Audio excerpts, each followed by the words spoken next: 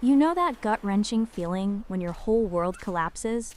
When the person you were building a life with, the one you trusted with everything, turns out to be a total stranger? That was my reality. One minute, I was a woman planning her future with the man she loved. The next, I was a footnote in his new beginning, replaced by a girl he met on TikTok. But what he didn't count on was that my heartbreak would turn into a full-blown mission. And that mission involved my dog, a camera, and a whole lot of revenge. If you've ever felt that burning desire to serve up justice to someone who broke your heart, hit that like button, subscribe, and prepare for a story so satisfying you'll be smiling all week. 7 years. That's how long we were together. 7 years of shared dreams, inside jokes, and a future that felt as solid as a foundation of concrete. We were a unit. Me, him, and our beautiful dog, Rosie. I was 25 and he was 27, and we'd been engaged for what felt like forever. We lived together in my house, a cozy little place with a big yard that Rosie absolutely loved. Life wasn't perfect, but it felt real. Then things started to feel off. It was subtle at first, like a crack in a window that you almost don't notice. He became more secretive with his phone, more distant. He'd be on it for hours, his face lit by the screen, a little half smile on his lips. I'd walk by and he'd quickly turn it away. And I knew something was wrong. My heart started doing a slow, nervous flutter whenever he'd get a notification. I'd ask him about it, my voice trying to stay calm and casual, but the words felt heavy on my tongue. "Is everything okay? You've been on your phone a lot lately," and every single time, he'd give me the same tired line. "Don't worry, babe, she's just my best friend. She." The word hung in the air like a storm cloud. I didn't know who she was, just that she existed and she was a constant in his life. He always had a perfect, plausible explanation. "Oh, she's just a friend from work. She's just a girl I know from gaming." But the way he said her name, it was like a secret he was trying and failing to keep, and my instincts were screaming at me. Every time he said those words, a flash of red-hot anger would flare up in my chest, a fire that was quickly doused by a wave of self-doubt. Was I being crazy? Was I insecure? He had me questioning my own sanity. I felt like I was standing on a sinking ship, holding onto a railing that was about to snap. NNWE broke up exactly a month ago. The end of our relationship wasn't even about the other woman, not directly.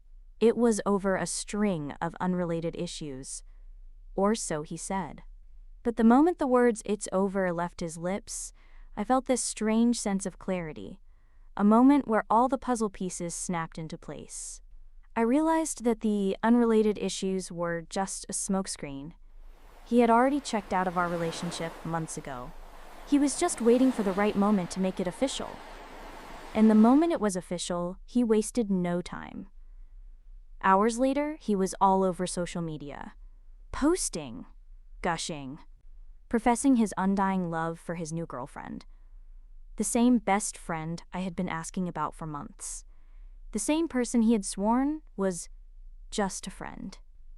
He didn't even try to be discreet. It was a slap in the face. A public announcement that my 7 years with him were nothing more than a prelude to his new, exciting life. NTHE worst part? He had literally met her for the first time in person a week ago. He flew her 6 states away and moved her into his dad's house. Just a month after our breakup, my heart didn't just break. It shattered into a million tiny, jagged pieces. But with every shard, a new emotion emerged. It wasn't just sadness anymore. It was anger. It was betrayal. It was the cold, hard realization that the man I loved, the man I was going to marry, had been lying to me for months. He didn't just leave me, he disrespected me. He made a mockery of our entire relationship. I felt so powerless. I had given him my time, my love, my life, and he had treated it like a game. I wanted to yell, to scream, to show him the hurt he had caused. But I knew that would only give him more satisfaction. I had to find another way, a better way, and then there was Rosie. When we split, We had to decide who would keep her. The house was mine, and honestly, she was more comfortable here. She's a social butterfly and a total goofball. She was best friends with my roommates, dogs, and they had a whole pack dynamic going on. She was happy here, stable here. He agreed that she was better off with me. The only thing he asked was that I send him pictures of her. He wanted to know she was okay. He wanted updates. I remember standing there, the ache in my chest a dull throb. He was asking for a piece of our old life, a small thread to hold on to.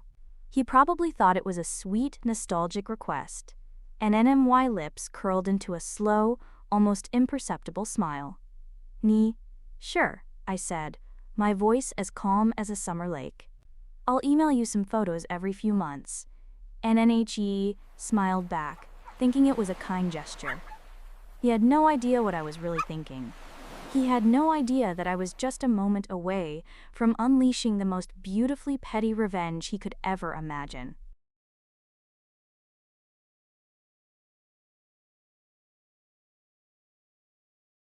That's when the plan began, the plan that would serve as my personal, artistic expression of his betrayal. Every single day, I would let Rosie out into the backyard. She'd sniff around, find the perfect spot, and do her business.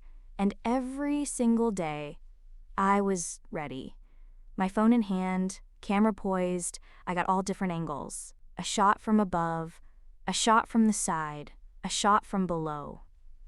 I even took a few close-ups. I had videos too. Slow motion shots of her mid-business, a proud little look on her face. In each picture, each video, was a work of art. It was a masterpiece of passive aggression. And with each click of the camera, a little piece of the anger and frustration inside me dissipated, replaced by a deep, satisfying sense of justice. This wasn't just about sending him pictures of the dog. This was about sending him pictures of what I thought of him. Wanted updates? He was going to get them. He wanted a piece of our old life? He was going to get a very literal piece of what he left behind. And then I'd save each picture and video to a folder, the Rosie's Revenge folder. It was a little ritual, a daily reminder that even though he had broken my heart, I still had a sense of humor and a way to fight back. And the best part? He didn't know.